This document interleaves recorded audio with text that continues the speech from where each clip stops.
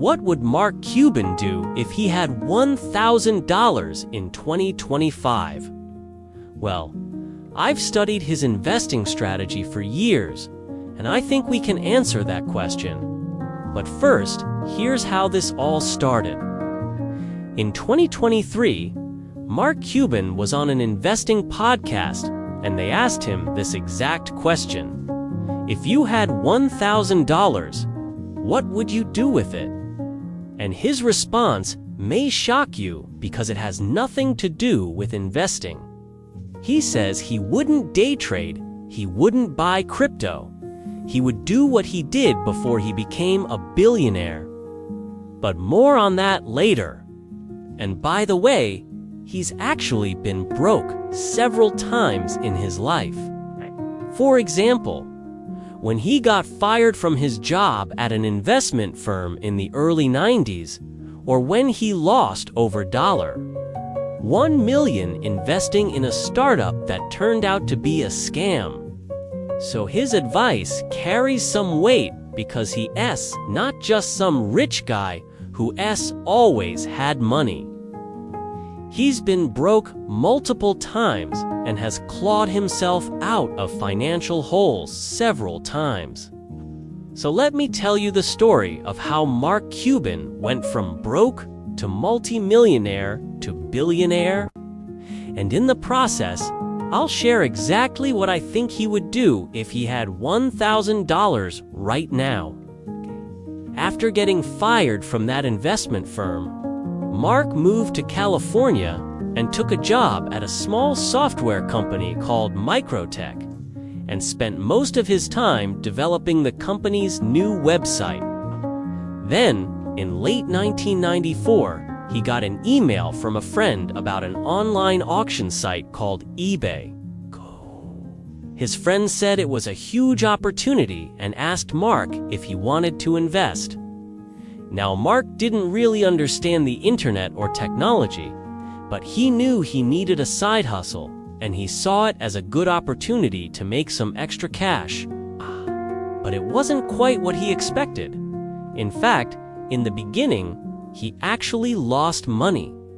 Pierre Omidyar, the founder of eBay, originally started the website as a hobby project and only planned to run it as a side hustle. So it wasn't until Mark invested a large chunk of his savings into the company that things really started to move forward.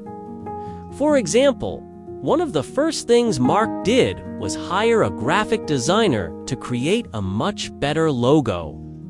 Here's the logo eBay had before Mark invested, and here's the logo he commissioned. This new logo is one of the main reasons why eBay was able to grow so quickly. It's memorable, it's unique, and it makes people feel confident. Also, Pierre didn't have any plans to market the website, but Mark thought this was crucial if they wanted to grow. So he convinced Pierre to run ads in Yahoo, and other popular websites. Mark ended up building the entire marketing team for the company. Mark was also extremely involved in the product development. One day, he noticed that most of the auctions were ending without any bids, which made him realize something very important. Most people use eBay to find rare items, collectibles, and other unique products. But there was a major problem. There weren't many of these items being sold on the platform. So Mark proposed the idea of a shopping cart feature where users could list the same items in bulk. This was a game changer. All of a sudden, people could sell their everyday items on eBay, and it grew the entire marketplace. By 1997, eBay was growing so quickly that they went public. At this point, Mark owned about 6% of the company, which made him a millionaire. And then shortly after, eBay acquired another website called PayPal.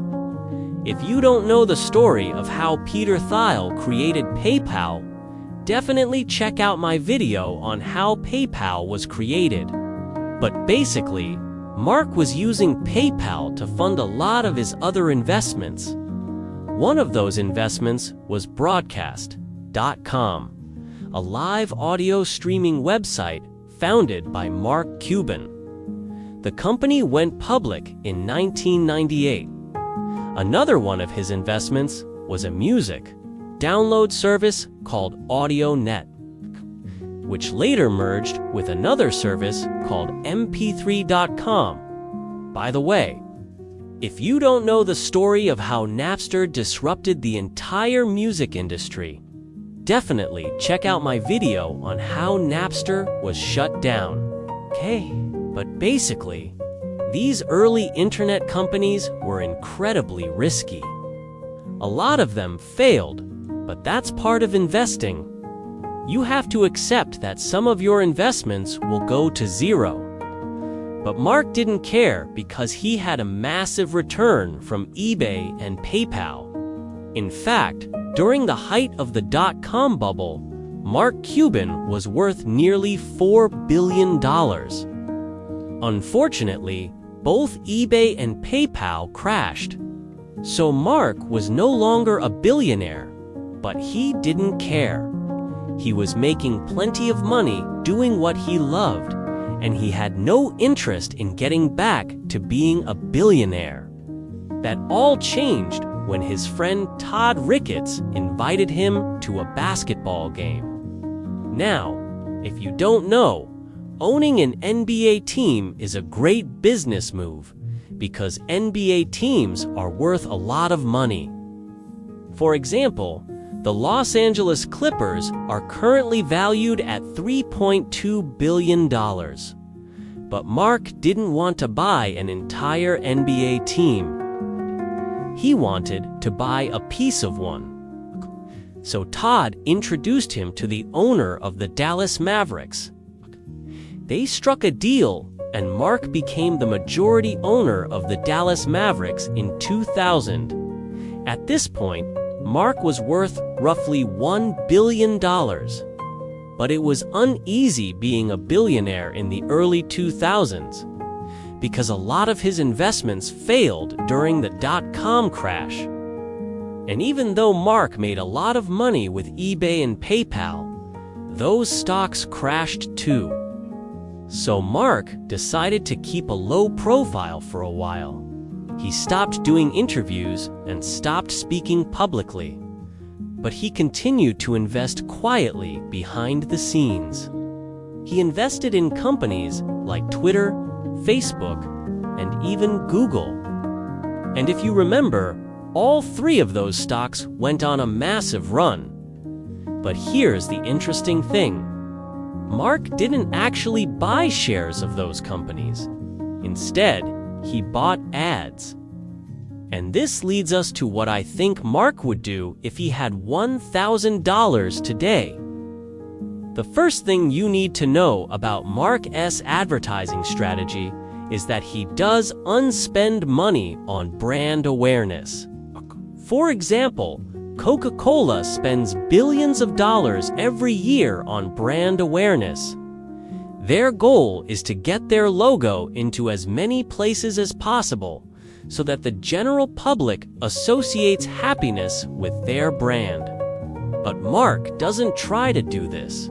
In fact, the only reason why most people even know who he is because of his eccentric behavior in the media. So instead of spending money on brand awareness, Mark spends money on performance marketing.